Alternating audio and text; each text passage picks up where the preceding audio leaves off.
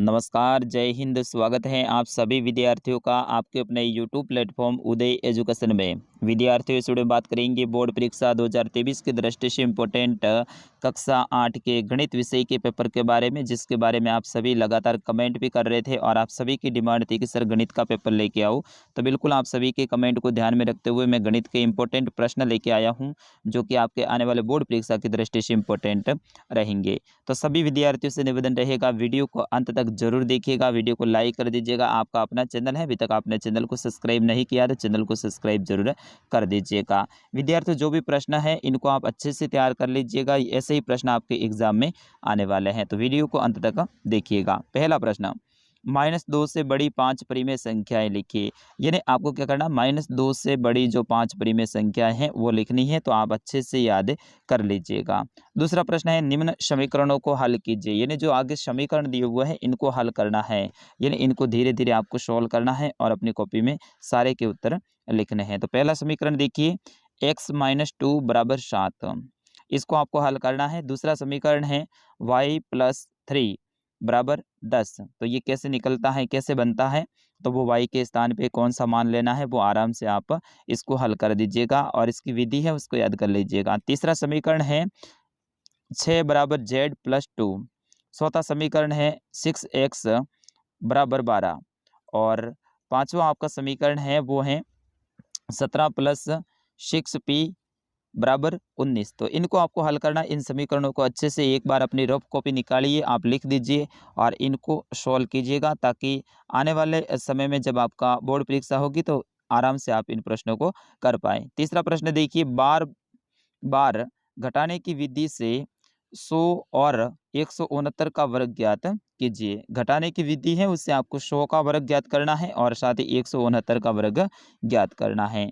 प्रश्न संख्या 4 है कि 8000 का घनमूल ज्ञात कीजिए। यानी 8000 है, इनका घनमूल क्या होगा, तो घनमूल से संबंधित आपके परीक्षा में एक प्रश्न पक्का आएगा, तो घनमूल को आप अच्छे से तैयार कर लीजिएगा। पांचवा प्रश्न है कि अनुपातों को प्रतिशत में परिवर्तित कीजिए। यानी जो अनुपात है जैसे कि 3:4, तो इनको आपको प्रतिशत में बदलना है, ठीक है ना। उसी तरह से 2:3 को भी आपको प्रतिशत में बदलना है। कैसे बदलेंगे, वो प्रतिशत वाली विधि है वो आप इसमें लागू करेंगे।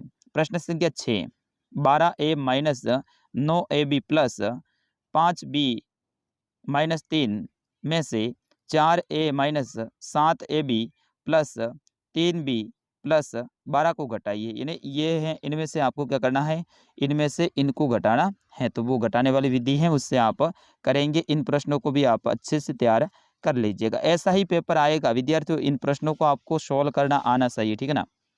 सातवां प्रश्न है कि दिए गए पदों में सार्वगुणनखंड ज्ञात कीजिए। तो इसमें आपको क्या करना है, सार्वगुणनखंड है वो ज्ञात करना है। जैसे कि 12x और 36 का करना है, उसी प्रकार से 2y और 22xy का करना है। उसी तरह से 10 pq और 20 qr का करना है और उसी तरह से 30 rp का आपको क्या करना है, सार्वगुणनखंड करना है। प्रश्न संख्या 8, निम्न आकृतियों की परिभाषा लिखिए और आयत, वर्ग, त्रिभुज, समांतर चतुर्भुज आदि, इनकी आपको परिभाषा लिखनी है। जैसे आयत किसे कहते हैं, वर्ग किसे कहते हैं, त्रिभुज किसे कहते हैं, समांतर चतुर्भुज किसे कहते हैं, तो इनकी परिभाषाएं आप याद कर लीजिएगा। इनमें से 2 या फिर 3 तो पक्के आने वाले हैं। अगला प्रश्न है प्रश्न संख्या 9, 3x कोष्टक x + y कोष्टक बंद का गुणनखंड ज्ञात कीजिए। तो इनका आपको गुणनखंड ज्ञात करना है, ये भी वेरी वेरी मोस्ट इंपॉर्टेंट है। बिल्कुल ऐसा कैसा प्रश्न आपके एग्जाम में आने वाला है। प्रश्न संख्या 10, एक पाइथागोरस त्रिक ज्ञात कीजिए जिसकी एक संख्या 12 हो। तो उसका क्या करना है, आपको पाइथागोरस त्रिक ज्ञात करनी है। प्रश्न संख्या 11, निम्न समीकरणों को सरल रूप में बदलते हुए हल कीजिए। आपको सरल रूप में बदलना है और फिर इसको ये क्या करना है, हल करना है।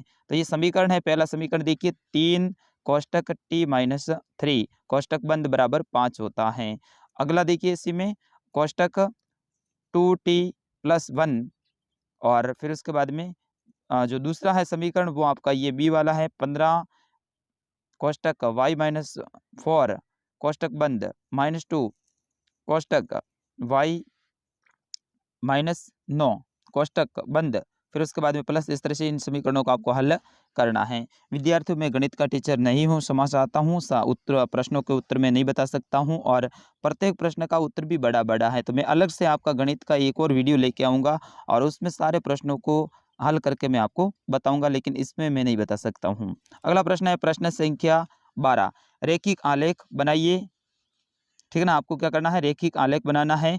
उसमें एक साइड में तो आपके सेवों का मूल्य आ जाएगा और दूसरे में आ जाएगा सेवों की संख्या और एक में आ जाएगा सेवों का मूल्य। तो इस तरह से इनको क्या करना है, आपको रेखिक आलेख बनाना है। अगला देखिए प्रश्न संख्या 13, गुणनखंड कीजिए। इनका क्या करना है, गुणनखंड करना है। जैसे कि पहला है 4p-9q, ठीक है। इसी दूसरा है, इसका भी गुणनखंड करना है, 25a4b प्लस 28bc-49c। तो इनको क्या करना है, आपको गुणनखंड ज्ञात करना है। प्रश्न संख्या 14 है कि माल से लदा हुआ एक ट्रक 25 मिनट में 14 km चलता है। यदि साल वही रहे तो वह 5 घंटे में कितनी दूरी तय कर पाएगा। यानी एक ट्रक है, उसके अंदर माल भरा हुआ है, 25 मिनट में वो 14 किलोमीटर चलता है, तो उसी साल से वो आगे बढ़ता रहता है और आपको दूरी ज्ञात करनी है कि 5 घंटे में वो कितना दूर जा पाएगा। अगला प्रश्न है प्रश्न संख्या 15, एक समचतुर्भुज का क्षेत्रफल 240 सेंटीमीटर है, तो विकर्णों में से एक की लंबाई 16 cm है, यानी 16 सेंटीमीटर है, तो दूसरा विकर्ण ज्ञात कीजिए। प्रश्न संख्या 16 है कि रुपये 12,600 का 2 वर्ष के लिए 10% वार्षिक दर से चक्रवृद्धि ब्याज ज्ञात कीजिए। विद्यार्थियों, चक्रवृद्धि ब्याज से संबंधित आपके एग्जाम में पक्का एक प्रश्न आएगा, तो इसको आप अच्छे से याद कर लीजिएगा, चक्रवृद्धि ब्याज को। अगला प्रश्न है प्रश्न संख्या 17 कि वह सबसे छोटी संख्या ज्ञात कीजिए जिसमें निम्न संख्याओं को गुणा करने पर पूर्ण घन प्राप्त हो जाएगा। तो इनमें आपको ऐसी संख्या ज्ञात करनी है कि इन संख्याओं में गुणा करेंगे ना तो पूर्ण घन है वो प्राप्त हो जाएगा। 243, 256, 72, 675 और 100, इनमें से आपका जो ऐसी कौन सी संख्या होगी उसको आप हल करके ही उत्तर निकाल सकते हैं। प्रश्न संख्या 18 है कि भाग विधि से वर्गमूल ज्ञात कीजिए। भाग विधि से करना, ठीक है ना, यहाँ पे भाग विधि से आपको वर्गमूल ज्ञात करना है। 23,304 से और ये करना है 3,249 का, ठीक है। अगला प्रश्न है प्रश्न संख्या 19 की निम्न संख्याएं पूर्ण वर्ग हैं या फिर नहीं। इसका कारण है वो आपको देना है कि ये संख्याएं पूर्ण हैं या फिर नहीं है। कौन सी, 1,057, 64,000, 23,453 और 5,05,050, इनको आपको ज्ञात करना है। अगला प्रश्न है प्रश्न संख्या 20 कि एक चतुर्भुज की कच्ची आकृति खींचिए जो समांतर चतुर्भुज न हो परंतु जिसके दो सम्मुख कोणों का माप बराबर हो। तो उसके आपको क्या करना है, एक समांतर चतुर्भुज है वो खींचना है। तो विद्यार्थियों, ये था गणित का पेपर। मैंने किसी भी प्रश्न का उत्तर नहीं बताया है। मैंने पहले ही आपको बताया कि मैं गणित का टीचर नहीं हूँ और मैं माफ़ी चाहता हूँ, इन प्रश्नों के उत्तर भी बड़े हैं इसलिए।